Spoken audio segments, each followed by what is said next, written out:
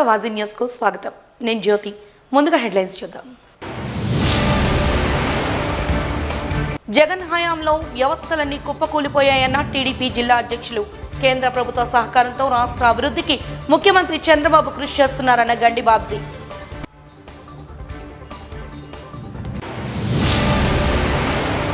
Contract పద్ధతిలో పనిచేస్తున్న పీటీఐల సేవలను రెగ్యులరైజ్ చేయాలన్న నాయకులు. ప్రభుత్వం తగు విధంగా స్పందించి పరిష్కరించాలన్న AP work art and PET instructor unity welfare association.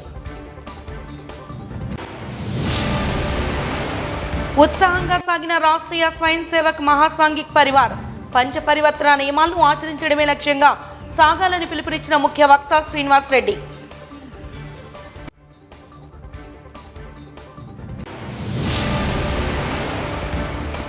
ఇక వివరాలకు వెళ్తే, జగన్ హయాంలో వ్యవస్థలన్నీ కుప్పకూలిపోయాయని టీడీపీ అధ్యక్షులు గండి బాబ్జీ ఆరోపించారు. అమరజీవి పొట్టి శ్రీరాములు జయంతిని పురస్కరించుకుని ముందుగా ఆయన చిత్రపటానికి పూలమాలలు వేసి ఘన నివాళులు అర్పించిన అనంతరం రామ్నగర్ పార్టీ కార్యాలయంలో ఏర్పాటు చేసిన విలేకరుల సమావేశంలో ఆయన మాట్లాడుతూ, చంద్రబాబు నాయుడు సీఎంగా పగ్గాలు చేపట్టే నాటికి సుమారు 11 లక్షల కోట్ల అప్పులతో ఈ రాష్ట్రం ఉందని అన్నారు. కేంద్ర ప్రభుత్వ సహకారంతో రాష్ట్ర అభివృద్ధికి చంద్రబాబు కృషి చేస్తున్నారని తెలిపారు.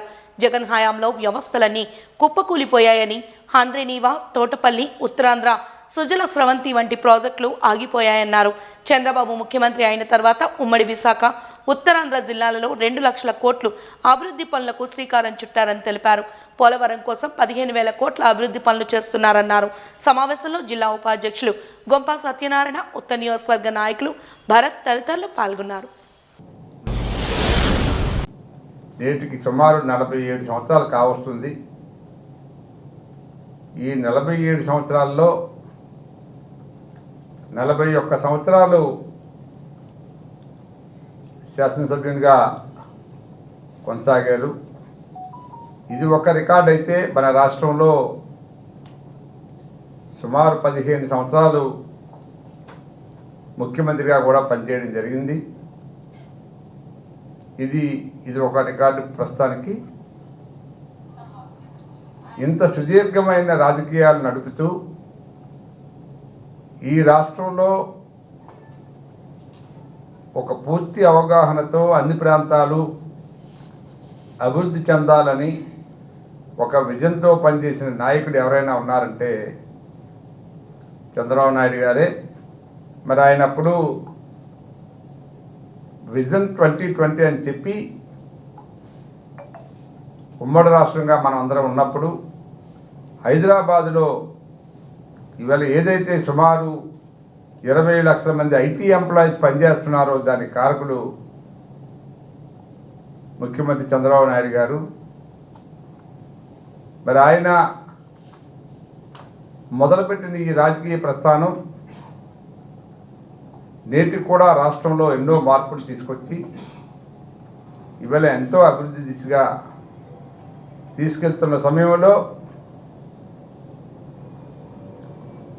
1924 మధ్యలో ఒక రాక్షస పరిపాలన జరిగి ఏదైతే చంద్రబాబు నాయుడు గారు ఊహించిన పరిపాలన అభివృద్ధి ఉందో అవన్నీ కూడా ఒక్కసారిగా కుప్పకూలిపోయి ఈ రాష్ట్రం యొక్క అభివృద్ధి కుంటుపడిపోయింది. ఈ సందర్భంగా మనం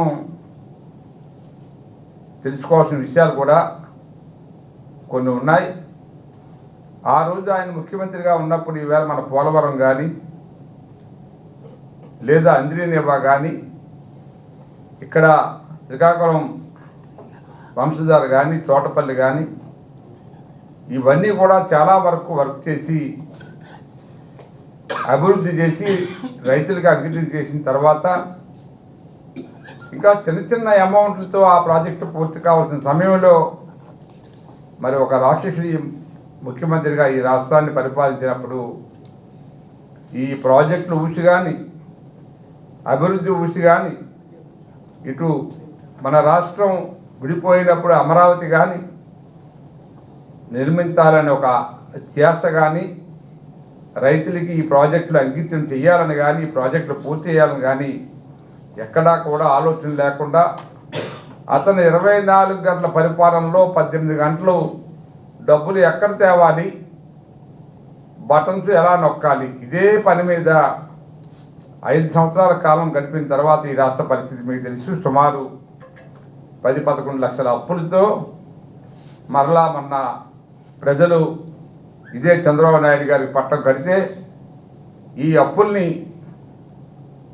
మేనేజ్ చేసుకుంటూ ఇతర అప్పులు ఇచ్చిన సంస్థలను మేనేజ్ చేసుకుంటూ అదృష్టవశాత్తు మరి ఆయనకి ఆ జాతకంలో రాసిపెట్టి ఉందేమో కానీ ఈవేళ కేంద్ర ప్రభుత్వాన్ని మనం నడిపించే స్థాయిలో ఉమ్మడి విశాఖ జిల్లా పీటీఐలు తమ సమస్యల పరిష్కారానికి వినతి పత్రాన్ని అందజేశామని ప్రభుత్వం తగు విధంగా స్పందించి పరిష్కరించాలని AP worker 10 PET instructors unity welfare association ఆధ్వర్యంలో ప్రాంతీయ సదస్సును నిర్వహించారు.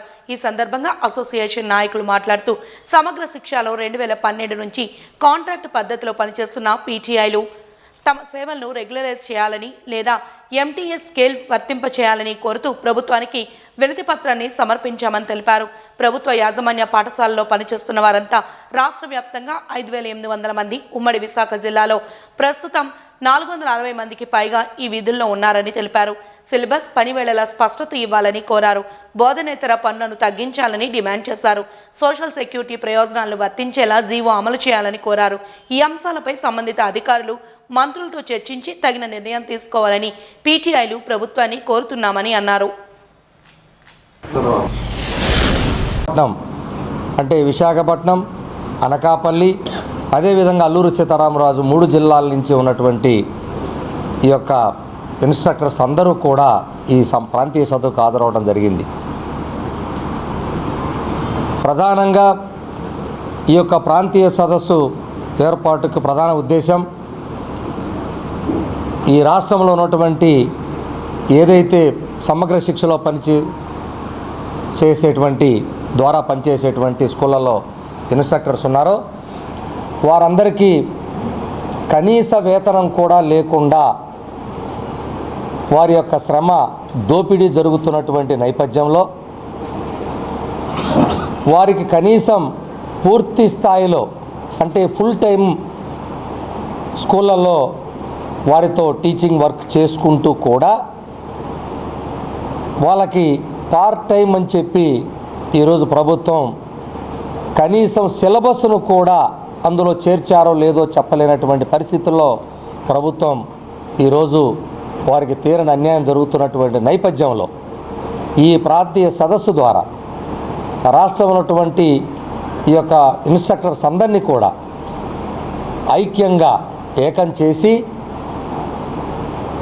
ప్రభుత్వం నుండి ఏదైతే పార్ట్ టైం అనేటువంటి పదాన్ని తీసేసి ఫుల్ టైమ్గా పెట్టాలని, సిలబస్లో ఏదైతే ఈరోజు సిలబస్ తయారు చేస్తుందో ప్రభుత్వం స్కూళ్ళలో అన్ని తరగతులకి ఆ తరగతులకి సిలబస్ చేర్చాలని, అదేవిధంగా వొకేషనల్ టీచర్స్గా నామకరణం మార్చాలని, అలాగే అందరూ ప్రభుత్వ ఉద్యోగులతో సమానంగా 62 సంవత్సరాలకి వయోపరిమితిని పెంచాలని, అదేవిధంగా గ్రాట్యుటీ అంటే ఒక అంగన్వాడీ ఆశా వర్కర్లకు కూడా గ్రాట్యుటీ ఇచ్చేటువంటి ఈ పరిస్థితుల్లో కనీసం మరి 24 గంటలు సేవ స్కూళ్ళల్లో మరి విద్యార్థుల భవిష్యత్తు తయారు చేసేటువంటి వాళ్ళ కళను వెలికి తీసేటువంటి ఒక టీచర్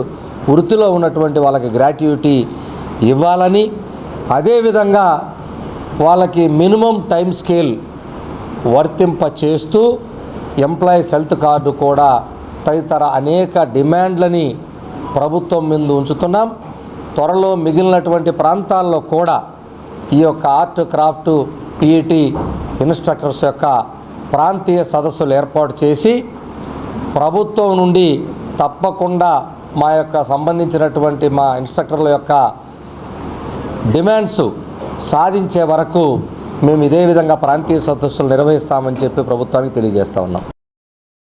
తెలుగుదేశం పార్టీ వ్యవస్థాపక అధ్యక్షులు దివంగత ముఖ్యమంత్రి నందమూరి తారక రామారావు విగ్రహావిష్కరణ కార్యక్రమం అక్కేపాలెంలో ఘనంగా జరిగింది.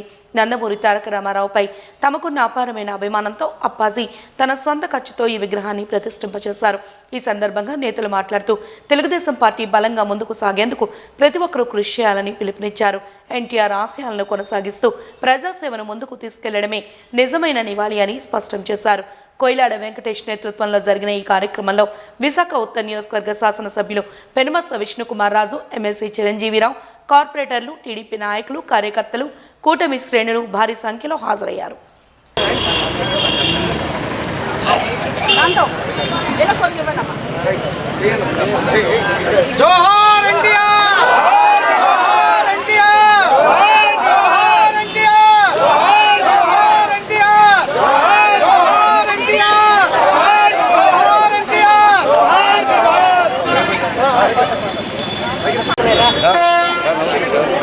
వెంకటేష్ గారు ఒకసారి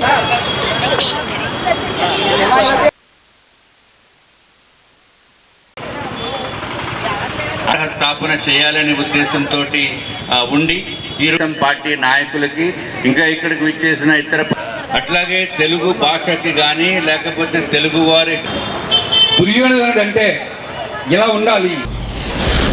ఈరోజు మన అన్న తెలుగుదేశం పార్టీ వ్యవస్థాపకులు ఎన్టీ రామారావు గారి విగ్రహ ప్రతిష్ఠ జరగడం జరిగింది. ఎందుకంటే తెలుగుదేశం పార్టీ ఆవిర్భావం నుంచి కూడా మన ఆంధ్ర ప్రజలందరూ కూడా తెలుగు భాషని తీర్చిదిద్దడంలో ఎన్టీ రామారావు గారు అలాంటి నాయకుడిది ఈరోజు మా అక్కిపాలెం 44వ వార్డులో విగ్రహం స్థాపించడం జరిగింది. ఈ విగ్రహానికి అప్పాజీరావు గారని ఎన్టీ రామారావు అభిమాని ఈరోజు ధన సాయం చేయడం జరిగింది. అలాగే ఈరోజు మహిళా వార్డు కార్యకర్తలు, మహిళా తెలుగుదేశం అభిమానులు అందరూ కూడా ఈరోజు మధ్యాహ్నం భోజనం కార్యక్రమం పెట్టడం జరుగుతుంది. ఈ కార్యక్రమం ఇచ్చేసిన మన ఎమ్మెల్యే గారు విష్ణుకుమార్ రాజు గారికి, అలాగే వ్యాపార చిరంజీవి గారికి నా యొక్క ధన్యవాదాలు. ఈరోజు 44వ వార్డు పరిధిలో ఎన్టీఆర్ గారి విగ్రహం ఆవిష్కరణ జరిగింది. ఈ కార్యక్రమానికి ముఖ్య అతిథి స్థానిక శాసనసభ్యులు, బీజేపీ ఫ్లోర్ లీడర్, మా అందరి ప్రీతమ నాయకులు మా అన్న విష్ణుకుమార్ రాజు గారి చేతి మీదుగా ఆవిష్కరణ జరిగింది. ఈ కార్యక్రమానికి ఎమ్మెల్సీ అన్న చిరంజీవి గారు కూడా రావడం అయింది. ఉత్తర నియోజకవర్గంలో ఉన్న అన్ని వార్డుల నుంచి కార్యకర్తలు, నాయకులు అంతా కుటుంబ సభ్యులు వచ్చి ఈ కార్యక్రమం జయప్రదం చేశారు. చేసినందుకు పేరు పేరున అందరికీ నమస్కారం. అస్సలాము అలైకుం. గౌరవనీయులైన ఎన్టీ రామారావు గారు విగ్రహము ఇదివరకు కొంచెం పక్కకి వాలిపోయి అలా ఉండేది, రిపేర్లు అవి చేయాలనే ఉద్దేశంతో ఇక్కడ తెలుగుదేశం పార్టీ నాయకుడైన కోయిలాడ వెంకటేష్, అట్లాగే విగ్రహదాత అప్పాజీ గారు ఎంతో కాలం నుంచి ఆ విగ్రహాన్ని తయారు చేసి పర్మిషన్ గురించి వెయిట్ చేస్తూ ఉన్నారు. ఇప్పుడు మా ప్రభుత్వం వచ్చింది. ఈ మంచి విగ్రహము ఎన్టీ రామారావు గారి విగ్రహము, ఆయన ఆ విగ్రహాన్ని చూస్తేనే చాలా చూసేదానికే చాలా బాగుంది.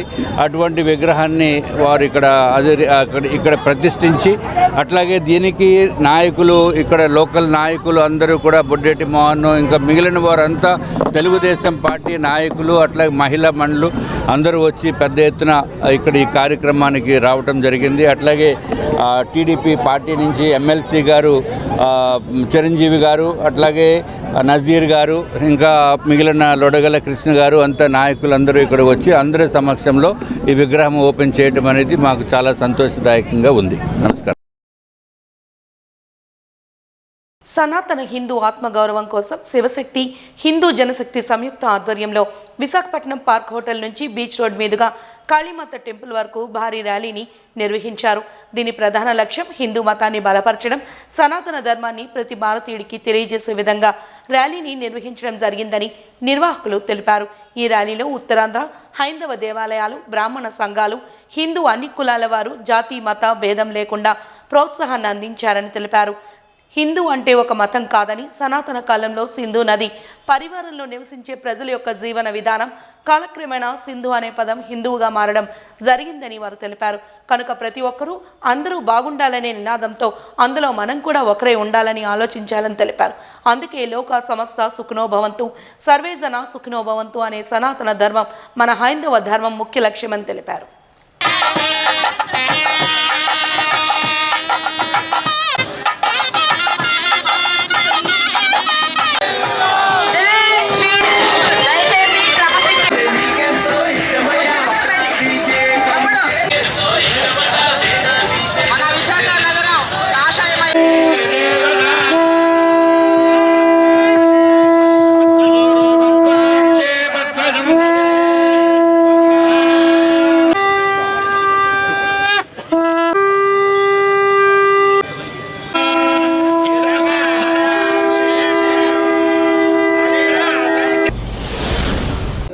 ఈరోజు విశాఖపట్నంలో హిందూ స్వరాజ్య శంఖారావం అనే ఈ ర్యాలీని శివశక్తి మరియు హిందూ జనశక్తి 2 సంస్థల ఆధ్వర్యంలో నిర్వహిస్తూ ఉన్నాం. ఇప్పటి వరకు హిందుత్వం అంటే కేవలం ఉత్తరాదికి మాత్రమే పరిమితం అనుకునే భావన నుండి తెలుగు రాష్ట్రాల్లో కూడా హిందుత్వం ఒక బలమైన శక్తిగా, హిందుత్వ కేంద్రంగానే అన్ని వ్యవస్థలు కూడా పనిచేసే విధంగా తెలుగు రాష్ట్రాలు కూడా అటువైపుగా వెళ్తున్నాయి. దానికి ప్రారంభంగా ఈరోజు విశాఖపట్నంలో జరుగుతున్నటువంటి ఈ హిందూ స్వరాజ్య శంఖారావం అనే ర్యాలీ మనందరికీ కూడా ఈరోజు ప్రత్యక్ష ఉదాహరణ. ఇలా విశాఖపట్నం నుంచి ప్రారంభించినటువంటి ఈ హిందూ స్వరాజ్య శంఖారావాన్ని ఈరోజు విశాఖ కేంద్రంగా మొట్టమొదటి హిందూ స్వరాజ్య శంఖారావం కార్యక్రమాన్ని ప్రారంభించడం చాలా సంతోషంగా భావిస్తున్నామండి. ఈరోజు ఇక్కడ ప్రారంభమైన ఈ యాత్రలు యావత్ ఆంధ్ర రాష్ట్రం అంతా కూడా జరగబోతూ ఉన్నాయి. ప్రతి ముఖ్య పట్టణాల్లో, అదేవిధంగా మారుమూల గ్రామాలకు సైతం సనాతన ధర్మం యొక్క ఉద్యమ స్ఫూర్తిని తీసుకువెళ్ళాలనేదే ఈ హిందూ స్వరాజ్య శంఖారావం యొక్క ఉద్దేశం. స్వరాజ్యం అనగానే చాలామంది ఇదేదో అధికారానికి సంబంధించిందో లేకపోతే భూమికి సంబంధించిందో ఇట్లా అనుకుంటారేమో. కాదండి, స్వరాజ్య కాంక్ష అనేది ప్రతి హిందువులో ఉండాలి. ఎందుకంటే ఈ స్వరాజ్య కాంక్ష ఉన్నప్పుడే మన స్వాభిమానాన్ని మనం నిలబెట్టుకోగలుగుతాం. హిందూ స్వాభిమానాన్ని, హిందూ ఆత్మగౌరవాన్ని ప్రతి హిందువులో తట్టి లేపాలని, ప్రతి హిందువుని, హిందుత్వానికి, హిందూకి సమస్య వచ్చినప్పుడు వీధి పోరాటాలకి వచ్చి వాళ్ళకి కావాల్సిన న్యాయాన్ని డిమాండ్ చేసి లాక్కునేలాగా. ఎందుకంటే ఇప్పటిదాకా యాచించే స్థాయిలో ఉన్నాం, ఇక నుంచి శాసించే స్థాయికి వెళ్ళాలి. మళ్ళీ తిరిగి హిందుత్వానికి, హిందువులకి పునర్వైభవం తీసుకురావాలన్న ఉద్దేశంతో ఈ స్వరాజ్య శంఖారావాన్ని ప్రారంభించడం జరుగుతుంది. దీని పూర్తి వివరాలను కూడా మరి కాసేపట్లో వెల్లడించడం జరుగుతుంది. సహకరిస్తున్న ప్రతి మీడియా మిత్రులకి, అదేవిధంగా పోలీస్ సిబ్బంది వారికి, పారిశుద్ధ్య కార్మికులకి, మిగిలిన హిందూ బంధువులు అందరికీ కూడా హృదయపూర్వక ధన్యవాదాలు, పాదాభివందనాలు తెలియజేసుకుంటూ ఉన్నాం. పుస్తకాలని తిరగరాయాలి, చరిత్రని ప్రతి హిందువుకి, ప్రతి భారతీయుడికి మనకంటూ ఒక చరిత్ర ఉందన్న విషయాన్ని వాళ్ళకి గుర్తు చేయాలి. ఎందుకంటే ఈరోజు కొంతమంది మతం మారిపోయిన, లేకపోతే అవసరాల కోసం అమ్ముడుపోయిన వాళ్ళు కూడా వాళ్ళ మతాన్ని ప్రమోట్ చేసుకోవటం కోసం భారతదేశం అంటే అసలు ఏ చరిత్ర లేని దేశంగా, భారతదేశంలో వ్యక్తులే అసలు రాజులే లేరు, అసలు చరిత్రే లేదు అన్న రీతిగా భారతదేశాన్ని కించపరుస్తున్నారు. చివరికి మన చారిత్రక పురుషులనే కాదు, పౌరాణిక పురుషుల్ని సైతం వీళ్ళు వాళ్ళ మత ప్రచారం కోసమని దారుణంగా అవమానిస్తూ ఉంటుంటే హిందువులు కనీసం ఒక మాట కూడా నిలదీసి ప్రశ్నించలేని స్థితికి వెళ్ళిపోయాం మనం. ఈ స్థితి పోవాలి. ప్రతి హిందువు కూడా సగర్వంగా బయటకు వచ్చి నా ధర్మం గొప్పది, నా దేశం గొప్పది, వాటి జోలికి వస్తే అడ్డంగా నరుకుతాం కొడకల్లారా అని చెప్పి మాట్లాడే స్థాయికి రావాలని కోరుకుంటున్నాం. అలా ప్రతి హిందువుని జాగృతం చేయాలన్నదే ఈ స్వరాజ్య శంఖారావం యొక్క ఉద్దేశం. విశాఖ కేంద్రంగా ఆ యుద్ధ శంఖారావాన్ని ఈరోజు పూరిస్తూ ఉన్నాం. ఇది యావత్ ఆంధ్ర రాష్ట్రం మీద కూడా పర్యటన చేస్తామని మరొకసారి తెలియజేస్తా ఉన్నాం. నూతన ఆవిష్కరణలు దేశ అభివృద్ధికి ఎంతో కీలకమని ఇండియన్ స్టాటిస్టికల్ ఇన్స్టిట్యూట్ అధిపతి ఆచార్య బిఎస్ దయాసాగర్ అన్నారు.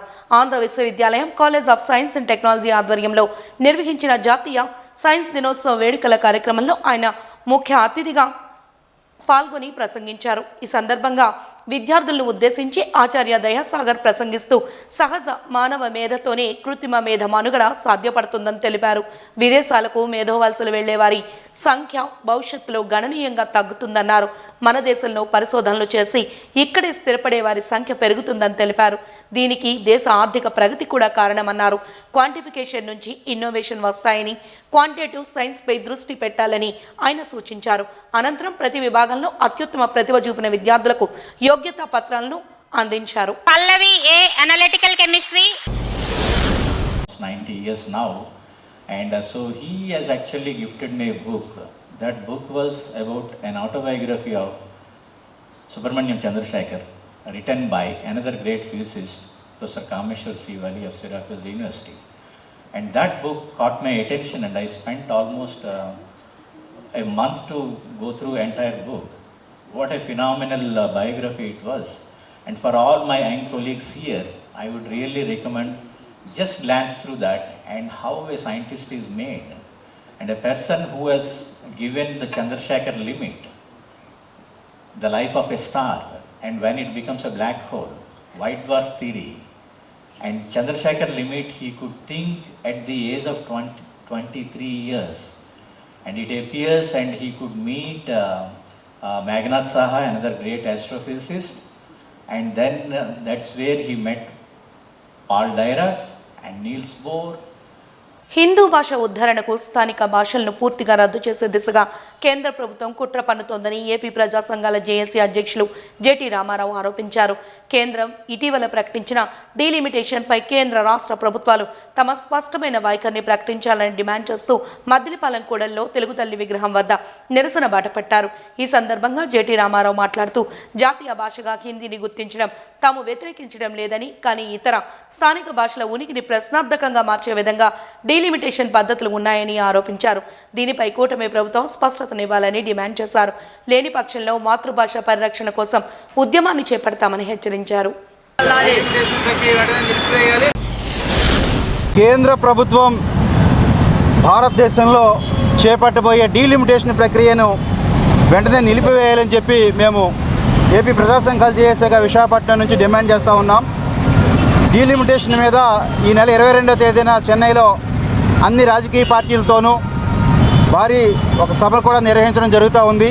డీలిమిటేషన్ చేపట్టినట్టయితే ఆంధ్రప్రదేశ్లో పార్లమెంటు స్థానాలు తగ్గిపోవడం, మా ప్రాధాన్యత ఢిల్లీ స్థాయిలో తగ్గిపోవడం, మాకు సీట్లు లేకపోవడం, ఇప్పటికే మేము జనాభా నియంత్రణ పాటించి సక్రమంగా ఉండి పన్నులు కడుతున్నప్పటికీ కూడా మాకు నిధులు కేటాయించకుండా మా మీద వివక్ష చూపిస్తూ ఢిల్లీ త్రిభాషా విధానాన్ని మా నెత్తినెత్తుతూ హిందీని తప్పనిసరి చేస్తూ వాళ్ళు పాలన చేస్తూ ఉన్నారు.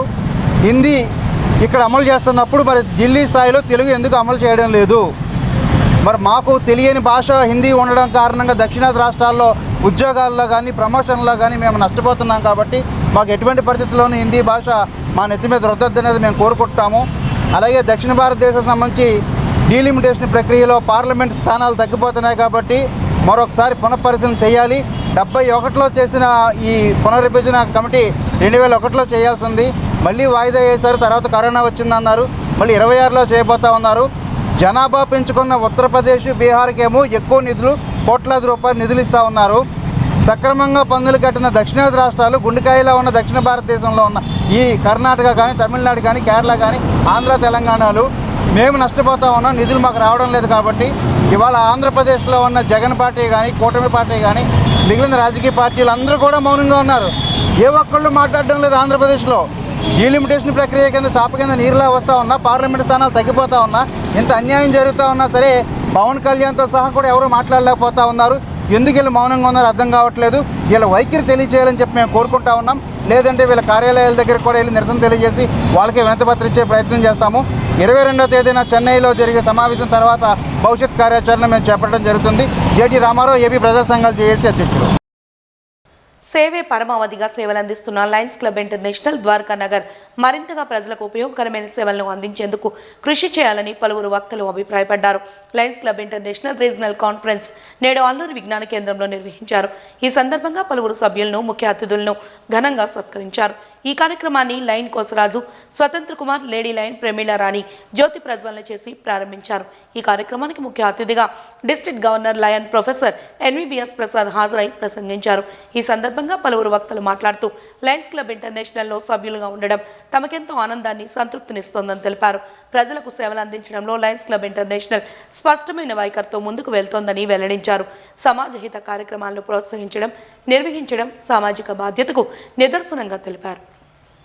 ఆయన్ని కూడా వెల్కమ్. ఇంత చక్కగా చేయడానికి, ఇంతమంది మేము ముందు ఉండడానికి కూడా బ్రహ్మానంద కుమార్ గారు రావాల్సింది కోరుతున్నాము. Meeting call to order by Lions international. అన్నదాన కార్యక్రమాలు, బట్టల వితరణ, ఇలా రకరకాల కార్యక్రమాలు నిర్వహిస్తూ Visakhapatnam Lions club to grace this wonderful conference proceedings for some time, and I really express my gratitude to all of you to honor me on this occasion. I became a member of Lions Club Dwarka Nagar, which is doing an excellently in all service activities. It is a privilege for me to be a member of that. మా colleagues అందరూ ఉన్నారు, అమాయేశ్వర గారు, ప్రసాద్ గారు, so many, Durga Prasad, చాలామంది. నేను ఎప్పుడు క్లబ్కి వచ్చినా మా క్లబ్ మెంబర్స్ అందరూ they use to receive me. Actually it is not required. I'm a member among one among you. I'm not a great person, but still it's a honour to me to see all of you on this occasion. And Lions Club is doing a great service unconditionally, irrespective of region, like పెద్దలు చెప్పినట్టుగా region, caste, creed, nothing. And you are spending huge time which has no substitute, as most of you know that. All the members who are present here are very, very well accomplished people, undoubtedly. And నేను చూస్తూ ఉంటాను ఈ Lions club మెంబర్స్కి ఎప్పుడు కోపం చూడను. ఇప్పుడు అందరూ service motive, service oriented, smooth, calm, dedicated. అప్పుడు నాకు అనిపిస్తూ ఉంటుంది వీళ్ళందరూ గాంధీ గారి శిష్యులేమో అని. ఎందుకంటే ఒక గాంధీ గారి దగ్గరికి ఒక ఇద్దరు స్టూడెంట్స్ ఒకసారి వెళ్ళి, సార్ మీలాగ మేము పెద్దవాళ్ళు అవ్వాలంటే ఏం చేయాలన్నారు. గాంధీ గారు ఏం అక్కలేదు 3 చెప్తానన్నాడు. నెంబర్ 1, మీరు నిజం మాట్లాడటం నేర్చుకోండి, because truth is God, God is truth అని చెప్పాడు. రెండోది, what ever you want to do, you do it with passion, with Joy. మూడోది, కోపం లేకుండా అలవాటు చేసుకున్నానండి. ఇదేంటి సార్ కోపం లేకుండా ఎలా ఉంటుంది, మనిషి కదా, కరెక్టే, బట్ భగవంతుడు మన కంట్రోలింగ్ కెపాసిటీ ఇచ్చాడు. కోపం ఉంటే అన్నీ అనర్థాలే అని చెప్పి ఒక ఎగ్జాంపుల్ చెప్తాడనమాట. ఒక ఇండస్ట్రీలో ఇంతకుముందు చెప్పుంటాను వన్ ఆఫ్ ది ప్లాట్ఫామ్స్ మీద, but I repeat because audience are different. ఒక ఇండస్ట్రీలో పెద్ద ఒక చైర్మన్ గారు ఉంటారు, ఆయన రోజు వెళ్ళడు, సీఈఓస్, జనరల్ మేనేజర్స్ అందరూ ఉంటారు. ఈయన ఒక రోజు వెళ్ళి చూద్దాం మన కంపెనీ ఎలా పనిచేద్దామని చూద్దాం అనుకుంటాడు. పొద్దున్న 10ంటికి వెళ్ళినప్పటికీ ఆ అడ్మినిస్ట్రేటివ్ బిల్డింగ్ మెట్ల మీద ఒక నిద్రపోతూ ఉంటాడు. 10ంటికే నేను విపరీతమైన కోపం వచ్చేస్తూ ఉంటుంది. ఇదేంటి 10ంటికి వెళ్ళా పడుకున్నాడు, మన వాళ్ళు ఎవరు చూడలేదా, మన కంపెనీ ఎలా రన్ అవుతుందా, వాడి చేసి నాన్ సెన్స్ అనుకుంటాడు. కోపం వచ్చేస్తుంది. ఈ కోపంతో ఆయన లెగమంటాడు, లేకపోయా బుద్ధి లేదేంటి పడుకున్నామని. ఆడు ఏంటి సార్ నిద్ర డిస్టర్బ్ చేస్తారంటాడు. ఆడు ఇంకా కోపం వచ్చేస్తుంది. వచ్చేసి use to pit what is your salary అంటాడు. 20,000 సార్ అని తిట్టేసి, నా 2 నెలల శాలరీ నీకు ఇస్తున్నాను 40,000, get out from here, don't come from tomorrow, I'm suspending for ever అని చెప్తాడు. సామాజిక సామరస్యత, పర్యావరణ పరిరక్షణ, స్వదేశీ తత్వాన్ని పరిరక్షించుకోవడం తదితర అంశాలతో రాష్ట్రీయ స్వయం సేవకులు దేశభక్తిని సరైన దిశగా అలవర్చుకుంటారని ముఖ్య వక్త శ్రీనివాస్ రెడ్డి తెలిపారు. రాష్ట్రీయ స్వయం సేవక్ సంఘ్ నగర్ సాంఘిక కార్యక్రమాన్ని అక్కైపాలెం పోర్టు స్టేడియంలో నేడు నిర్వహించారు. ఆర్ఎస్ఎస్ 100వ వసంత వేడుకల సందర్భంగా ఈ కార్యక్రమాన్ని నిర్వహిస్తున్నట్లు వారు తెలిపారు.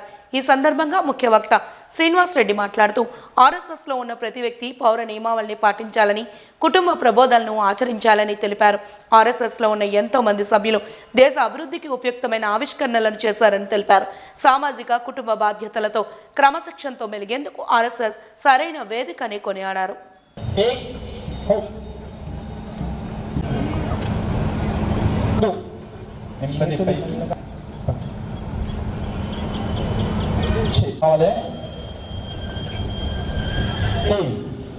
పక్కకి వండాలి నెమ్మదిగా.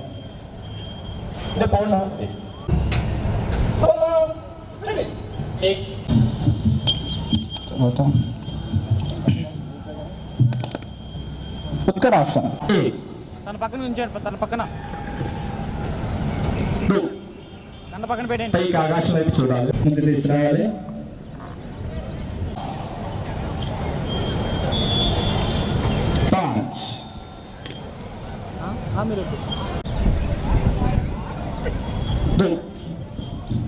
ముందు కొనాలి, నడుము పై భాగం సగము, పూర్తిగా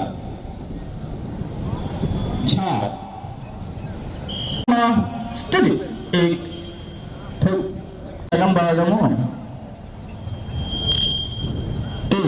పూర్తిగా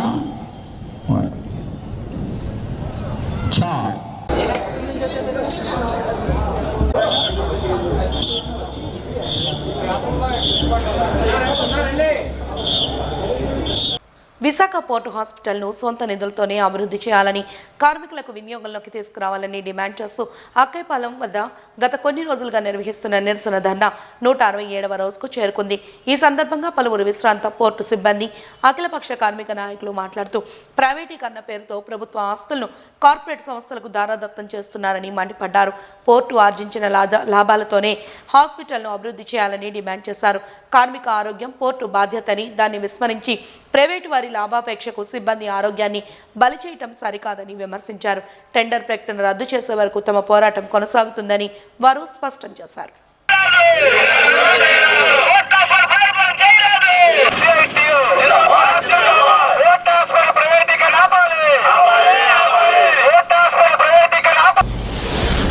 పోర్ట్ హాస్పిటల్ ప్రైవేటీకరణ చేయొద్దని, అలాగే సొంత నిధులతోనే నిర్మించాలనేసి ఈ రోజుకి 167వ రోజు. ఇప్పుడుగా లాభాలు వస్తున్నాయి. మా పోర్టు గత 4 సంవత్సరాల నుంచి కూడా, గత సంవత్సరం 386 కోట్లు, అంత ముందు సంవత్సరం 256 కోట్లు, ఈ సంవత్సరం 725 కోట్లు. ఈ విధంగా వచ్చిన టెండర్స్కి 212 కోట్లకి టెండర్స్ ఇవ్వాలనేసి గవర్నమెంట్ నిర్ణయించడం చాలా దుర్మార్గం. ఎందుకంటే పోర్ట్ హాస్పిటల్ గవర్నమెంట్ది అయితే ఒక సంక్షేమం ఆలోచనతో ఉంటుంది. లేకపోతే ప్రైవేట్ అయితే ఆ విధంగా వాళ్ళ లాభాల కోసమే చూస్తారు తప్ప కార్మికులు సంక్షేమం చూడరు. ఒకటే ఉదాహరణ, మన ఈ కరోనా వచ్చేటప్పుడు కొన్ని లక్షలు ప్యాకేజీలు అడిగారు, కొన్ని వందల మంది చనిపోవడం జరిగింది. మా పోర్ట్ హాస్పిటల్ కొంత ఈ మన స్టేడియం దగ్గర తీసుకొని స్టేడియంలో కొన్ని వందల మంది వైద్యం చేయించడం జరిగింది. గవర్నమెంట్ది కాబట్టి ఒక సంక్షేమం ఆలోచనతోనే ఆ విధంగా చేశారు. అందువల్ల ఈ పోర్ట్ హాస్పిటల్ని ఎట్టి పరిస్థితుల్లో కూడా ప్రైవేట్ వాడికి ఇవ్వద్దనేసి సొంత నిధులతోనే నిర్మించాలని, అలాగే ఇతర ఇండస్ట్రీల నుంచి కూడా ఈ మద్దతు కూడా తీసుకొని మరింత ఉధృతం చేయడానికి అవకాశం ఉంది భవిష్యత్తులోని.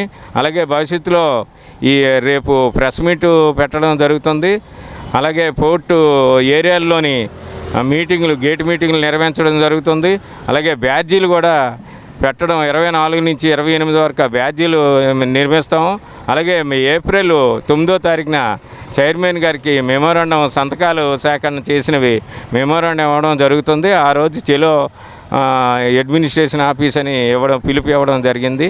అందువల్ల పోర్ట్ హాస్పిటల్ని సొంత నిధులతోనే నిర్మించాలని మా యూనియన్గా మేము డిమాండ్ చేస్తున్నాం. అది మెడికల్ రిప్రజెంటేటివ్లు ఎదుర్కొంటున్న సమస్యలను పరిష్కరించే దిశగా ప్రభుత్వాలకు పలుమార్లు వినతి పత్రాలు అందజేసిన ఫలితం లేదని అసోసియేషన్ నాయకులు తెలిపారు.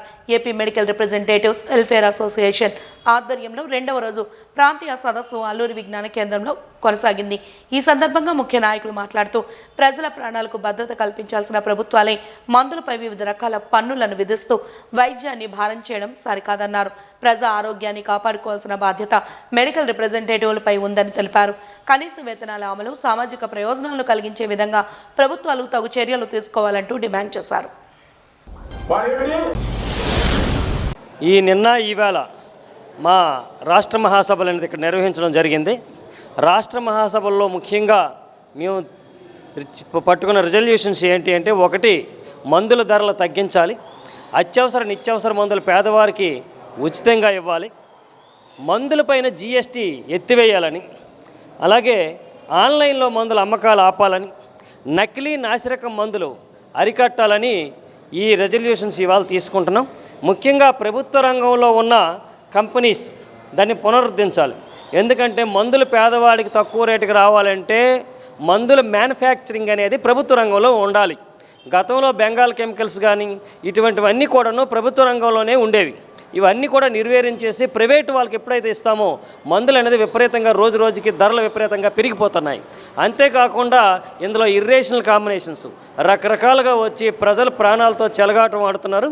కాబట్టి ఒక రెస్పాన్సిబుల్ ఆర్గనైజేషన్గా ప్రజలకు సంబంధించిన ఈ డిమాండ్స్ మీద మేము ఫోకస్ పెట్టాం. ఇప్పుడు కూడా రెజల్యూషన్ పాస్ చేస్తుంది ఏంటి అంటే, కార్మిక చట్టాలని ఏ విధంగా నిర్వీర్యం చేస్తున్నారని, అలాగే మెడికల్ రిప్రజెంటేటివ్కి, అలాగే వర్కింగ్ జర్నలిస్టులకి, సినీ కార్మికులకి ఈ 44 కార్మిక చట్టాలతో పాటు ఈ చట్టాలు కూడా ఉన్నాయి. ఇవన్నీ కూడా నిర్వీర్యం చేసి ఒక కోడ్లోకి తీసుకొచ్చారు. దీనివల్ల ఏమవుతుంది అంటే పూర్తిగా లబ్ధి పొందవలసింది ఏవి కూడా పొందవు. ఒకవేళ మనం యాజమాన్యం కానీ ఇవ్వకపోయినా దాని మీద ఎటువంటి శిక్షలు కూడా లేకుండా తీసుకొచ్చే చట్టాలని, ఇటువంటి చట్టాలు మన కార్మికులకు ఏ విధంగా ఉపయోగపడవు. కాబట్టి ముఖ్యంగా మెడికల్ రిప్రజెంటేటివ్ కావాల్సిన చట్టం ఏంటంటే సేల్స్ ప్రమోషన్ ఎంప్లాయీస్ యాక్ట్. తద్వారా మనకేంటంటే మెడికల్ రిప్రజెంటేటివ్ కొన్ని చట్టాలు అనేది, అలాగే సేల్స్ రిప్రజెంటేటివ్ కొన్ని చట్టాలు అనేది వర్తిస్తాయి. ఈ చట్టాలు నిర్వీర్యం చేయడానికి ప్రభుత్వం పూనుకుంది. దీనికి వ్యతిరేకంగా అలాగే మిగతా ఈ మందుల మీద కూడా ఇవాళ ప్రత్యేకంగా దీని మీద నిర్ణయించి దీనికి గవర్నమెంట్కి మేము రిప్రజెంటేషన్ ఇస్తాం. ఇప్పటికైనా గవర్నమెంట్ మారకపోతే ఉద్యమం అనేది రాష్ట్రం మొత్తం మీద చేపడతామని ఈ మహాసభ ద్వారా మేము నిర్ణయించుకున్నాం. వాజింగ్ న్యూస్ ముగించే ముందు హెడ్లైన్స్ మరొకసారి చూద్దాం. జగన్ హయాంలో వ్యవస్థలన్నీ కుప్పకూలిపోయాయన్న టీడీపీ జిల్లా అధ్యక్షులు. కేంద్ర ప్రభుత్వ సహకారంతో రాష్ట్ర అభివృద్ధికి ముఖ్యమంత్రి చంద్రబాబు కృషి చేస్తున్నారన్న గండి బాబ్జీ.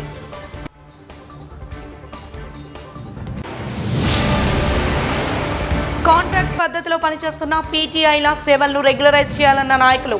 ప్రభుత్వం తగు విధంగా స్పందించి పరిష్కరించాలన్న AP work art and PET instructor unity welfare association. ఉత్సాహంగా సాగిన రాష్ట్రీయ స్వయం సేవక్ మహాసాంఘిక్ పరివార్. పంచ పరివర్తన నియమాలను ఆచరించడమే లక్ష్యంగా సాగాలని పిలుపునిచ్చిన ముఖ్య వక్త శ్రీనివాస్ రెడ్డి.